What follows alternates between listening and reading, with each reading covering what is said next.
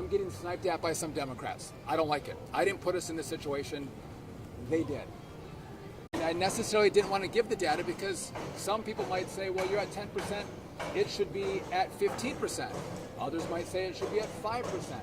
It is not a science. It is a art that we're trying to deploy to keep people safe in the airspace. And we're trying to be, we're trying to prevent the pressure that we now see building in the system. There's a very easy solution. Let's open the government up. Let's pay our controllers and reduce the pressure. That's not happening. The Senate actually is going home this weekend. As many people here can't get home, the Senate goes home.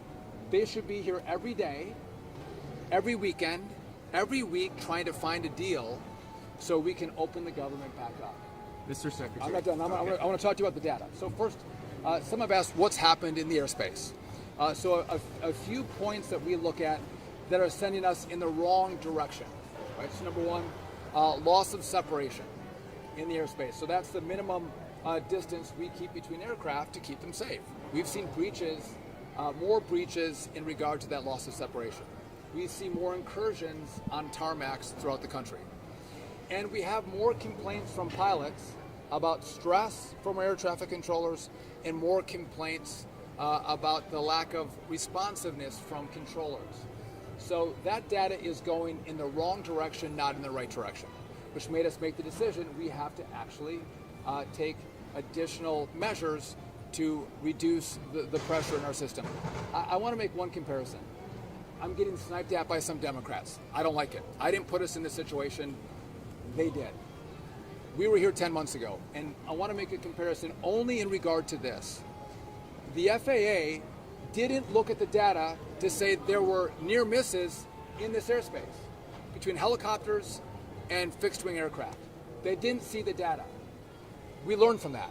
So now I'm looking at the data and seeing pressure, and we're going to take action. The safety team at the FAA reviewed that data. The administrator looked at it. These are the recommendations that have come from the FAA safety team. But you want us to look at what we see with regard to data and make really good decisions to keep people safe. That's what we've done today. I think it's the right decision. And again, I want to hear from passengers. Ready to take your questions or anyone else. How would you rate the airline's response, and what would you say to passengers who are frustrated with cancellations and delays?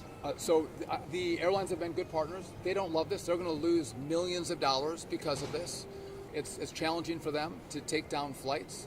And to those passengers that are upset, listen, call your Democrat senator. 14 times they voted no to open up the government.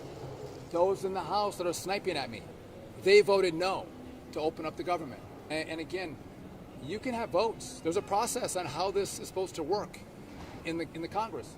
Shutdowns are not the way you get your will in your way if you've lost elections. You introduce bills, you debate, you vote. That's what you do. And if you can't get what you want, you don't shut the government down and inflict this pain on the American people. Yes. I'm sorry, what's that? At what point are international flights going to be impacted? So international flights are not going to be impacted, and there's a reason for that. I appreciate the question. We have international agreements that we abide by. And because of those international agreements, I'm not going to impact those international flights. And because if I do, what will happen is we have other countries that are waiting to have a breach of those contracts from the U.S. so they can cut down American flights. And that would have a very long-lasting impact on our ability to send travelers from the U.S. to those partnering countries that have the agreements. When we spoke on Wednesday, we talked about 10% as the number. I asked you, did you think about doing a lesser number? You guys ended up going to 4%. If 4% doesn't work today, could you increase it even more than 1% daily? Could we see it go up more? That's a great question. So we had talked about 10%. Yep. As I reviewed that with the safety team at the FAA, they said the safest way to do this is to get to 10%, to do a step approach and do it, we're doing it at 4%, and then as you see, 4 days later we do 2 days later we do another 2, and then 2 days after that we're at 10%. They thought, from the safety team and the administrator, that was the best way to do this and the safest way to do this, which is why that's what we rolled out. Secretary, can you talk? Can you clarify if it's 10% across all flights across America or 10% impact on the 40 airports that you have? It's the 40 airports. So we're doing 10% on the 40 airports. That's where we saw the most pressure. So how many flights per day is that? Because it's not 4,500 So it's going to be 4% today in regard to those 40 airports, and again, we're going to step ladder that up to get to 10% next week. The exact number I can't give you, and I don't want to see the disruption. I don't want to see the delays. Now, there could be a benefit if I can get the controllers to come back to work. I asked the head of the Air Traffic Controller Union to reach out to his controllers, to ask them to show up. It is their jobs. If they start coming to work, we may have the same experience we had in Newark. We had delays and cancellations in Newark in the early summer. We reduced the capacity, and then the flights were on time. Right? We had less cancellations, less delays. It was the most on-time months we had at Newark ever. So that could be an outcome of what we're doing. And we'll see probably more people on less flights, which means less pressure on control. Sir, have you spoken to the president today? Any expectation he has in the middle of this tense situation across the country? So I haven't talked to the president today, but I've talked to the president, I've talked to the White House. They're fully read in on what we're doing. And when I look to the safety team, the White House also looks to the safety team to help us make the right decisions, to do the best we can to keep people safe. But there's an easy answer. There's an easy answer. Open up the government. Stop this. And by the way, when I was in Congress, we had shutdowns. I stayed here for a month. I didn't fly home. I sat in my office, working on deals, working on solutions. Why are senators going home? If you can vote 14 times to keep the government shut down and create this gridlock in our airports, and you're going to go home, they should sit here. Like Americans sit in airports, they should sit in their offices. They should sit in the Senate and figure out how they're going to come up with a deal to open this back up and not use the American people as leverage. You had a question? Can you talk about the morale of the air traffic controllers right now? Obviously, long hours, some are not coming to work, unpaid for the last couple of weeks. What's the morale like? So, listen, you don't get paid. You're stressed about paying for your families, food on the table. There is stress, and we see that. They're not happy, but you know what? Most of these men and women are great professionals. I've told you this, we don't have the best equipment, we do have the best controllers. And they work really hard, and they care deeply about keeping Americans safe through our airspace. And I'm grateful to them for that. But let's not lie about the pressure they're under. What's happened is a lot of the same controllers come to work every single day. We have that group, then we have another group that has a longer record of not showing up.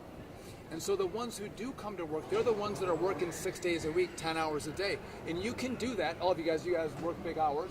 You can do that for a couple weeks, but at one point you're going to get burned out. You're going to get burned out. And that's what we're seeing now. There's a higher level of fatigue with the controllers because they've been doing this for a long time as we've tried to mitigate the impact of the shutdown. But now when we see numbers go in the wrong direction, the data go in the wrong direction, we have to take preemptive action to meet our obligation. First one is keep the airspace safe. That is the first job we have. And by the way, at DOT we do a lot of things. This is the most important, and that's why we're taking the action today. I'll do one more question. Even if the government does reopen next week, when could we start to see flights resume as normal? Could this spill into Thanksgiving and the holiday season? It's a great question. So if the government opens on day one, will I see an immediate response from controllers? No, the union is telling me it's going to take time to get them all back in. Okay, I don't wish this was the circumstance in which I was dealing with. So I imagine as we see the data change and more controllers come to work, we are as quickly as possible going to take these restrictions away. That's the best approach. But we have to look at how many controllers come to work and how long that takes after the government opens back up. And here's what's hard for us. It's not one tower. It's not one TRACON. It's not one community. One day it's LA. The next day it's DCA. Then it's New York, and then it's Orlando. It's not the same place every single day, but we do see these staffing triggers, which means more controllers calling in sick. And there's no rhyme or reason to it, which is why we are taking this action to reduce the pressure. And again, hopefully, what we're going to do today is going to make sure the airspace is safer than it was as we go through this shutdown. And so my last message is I'm going to go talk to passengers. My message is enough. You've inflicted enough pain on the American people. I hope those who vote to keep the government shut down will come to an airport and they should introduce themselves to the travelers and ask them if it's worth it.